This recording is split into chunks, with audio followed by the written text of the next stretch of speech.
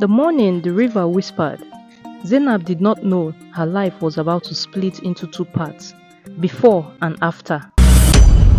Before, she was just another poor widow in Oduka village, waking before the roasters, tying her faded wrapper, and walking with tired feet towards the river. After, she would become a name people spoke in low voices with fear and respect mixed together. Zainab lived at the far edge of the village, where the bush slowly swallowed human houses.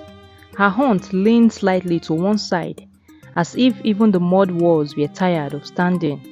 When rain fell, it leaked. When sun burned, it trapped heat. Inside, she slept with her two children on a thin mat that smelled of smoke and old sorrow. Her husband had died 5 rainy seasons ago, crushed by a fallen palm tree while cutting firewood for another man. Since then, Zainab carried her life alone on her head, on her back, and in her heart. That morning, the sky was still dark blue when she lifted her clay pot. The air was cold, biting her skin like small teeth. Crickets sang, and the bush breathed slowly.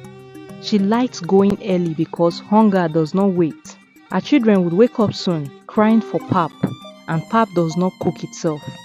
As she walked, Zainab felt uneasy, not fear exactly, more like the ground itself was restless. Even the birds were quiet. When she reached Ekun River, she knelt and filled her pot.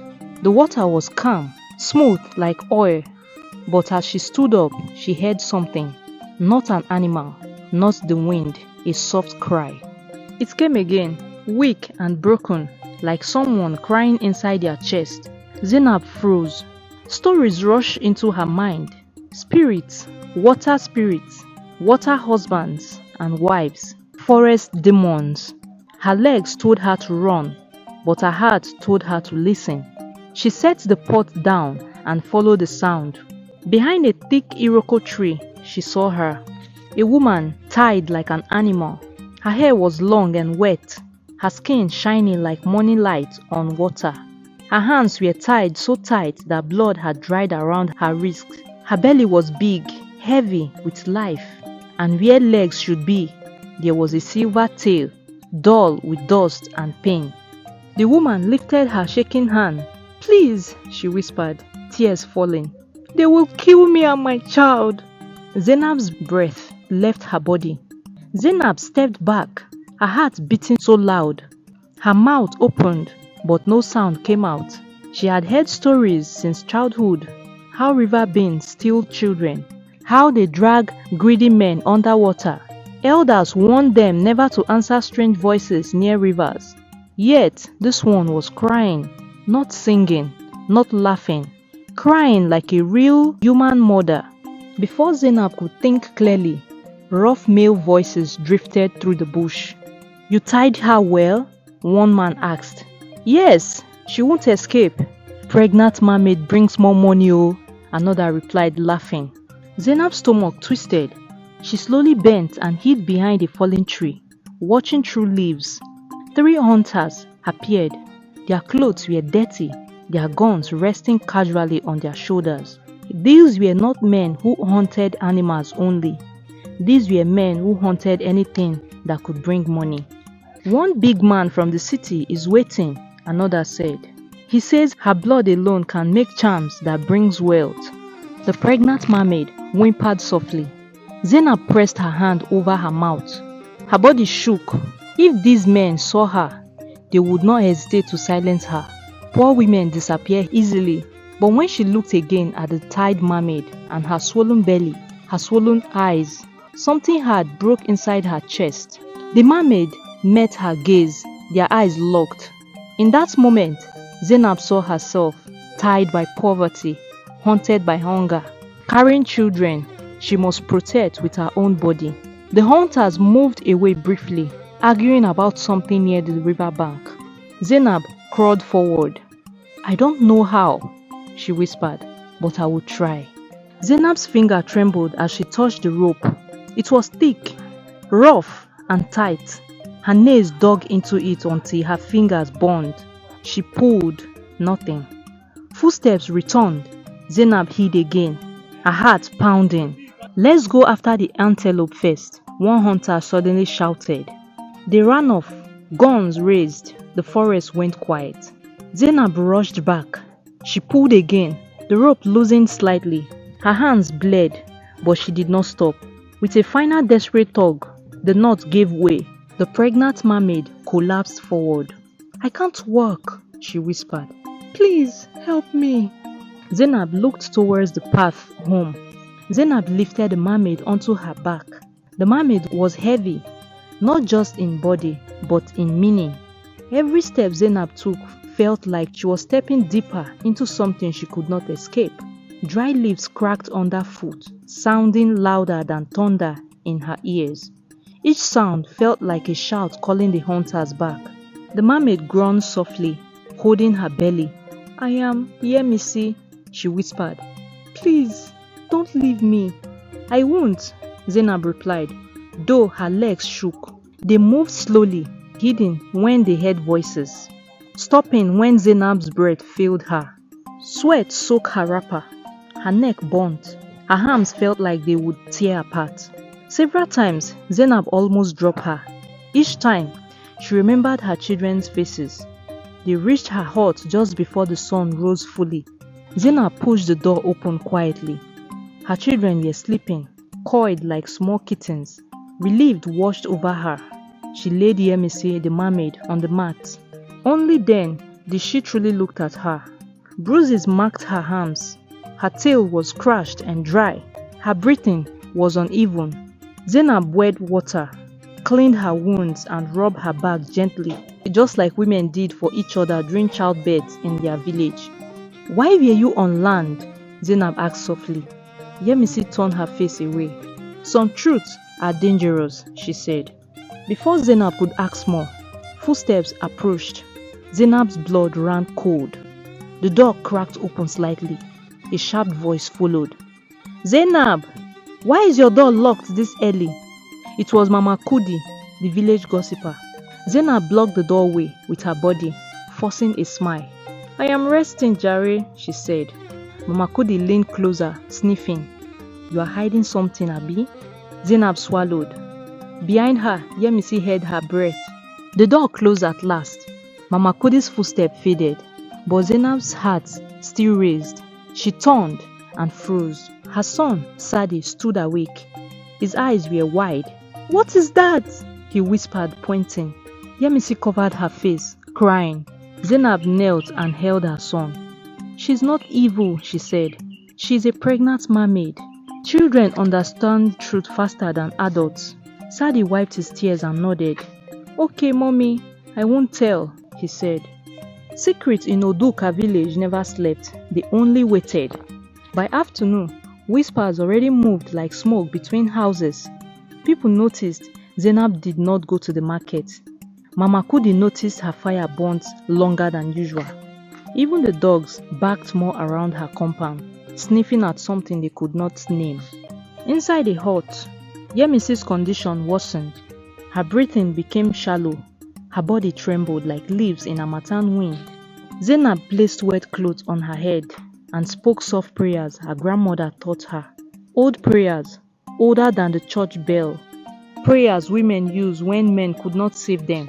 "Please," Yemisi whispered weakly. "If you take me back, my child will not live." Zainab's chest tightened. She had no herbs, no money. All she had were tired hands and stubborn faith. She fed Yemisi thin pap with a spoon, wiping her mouth gently like a sister. That evening, drums sounded faintly from the village square. The hunters had returned. Angry voices rose. They accused people openly. "Someone helped her escape," one shouted. "We must find who it is, and that person will not go scot-free." Zainab listened through her cracked wall, sweat running down her spine. Sadi and his little sister Amina sat quietly, their eyes fixed on the door. Fear sat with them like a fourth person. Suddenly, Yemisi cried out in pain. Zainab rushed to her side. Blood stained the mat. "She's coming!" Yemisi gasped. "My child!" Zainab froze. The mermaid was going into labor. Outside, hunters moved from compound to compound. Inside, a birth began, half human, half mermaid. Zainab knelt. "God," she whispered, her voice breaking, "if I die today, let it be for something good." The wind blew hard against the hut. Pain filled the hut. Yemisi screamed, her voice deep and powerful. Not the human alone. The ground trembled slightly beneath them. Zainab held her hand, fear fighting duty inside her chest. She had helped women give birth before, but never like this. The baby came with a sharp cry that made the fire flickered. Zainab gasped. The child had human skin, smooth and dark, but a faint silver line ran along the spine like moonlight trapped in flesh. The eyes opened, bright, calm. Yemisi wept. "My son," she whispered. At that moment, outside, dogs howled and ran.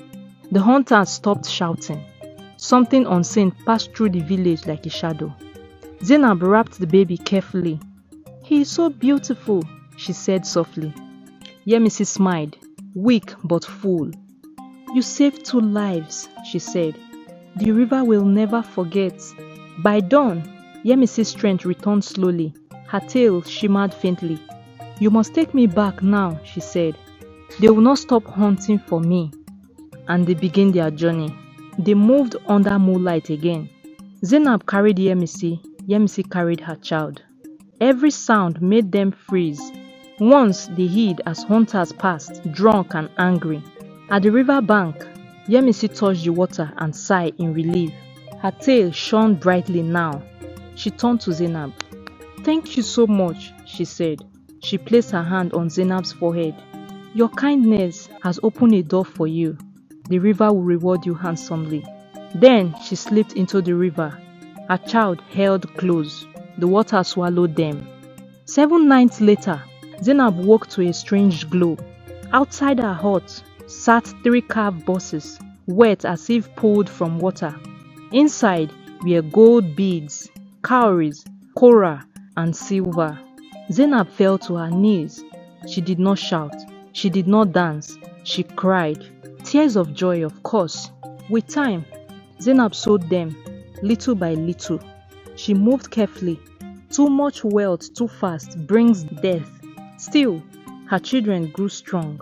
Her roof stopped leaking, but envy arrived. Mama Kudi watched. One night, the hunters followed Zainab to the river. They laughed. "Let's see who you greet here," one mocked. The water stirred. Hands rose. By morning, 3 guns laid at the river bank. No bodies were found. Fear replaced gossip. People avoided Zainab's eyes. Some brought gifts. Others whispered prayers when she passed. She remained humbled. She fed widows. She paid school fees for orphans. Years later, a boy stood by the river. He looked half human and half mermaid. But when he smiled, the river moved. "Mama Zainab," he said softly when he saw Zainab. "My mother sent me." Zainab smiled.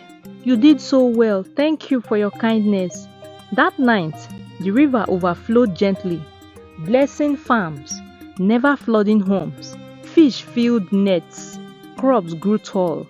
The elders said, "The river is pleased." Zainab said nothing. She only smiled. When Zainab died many years later, the river flowed backward for 1 hour.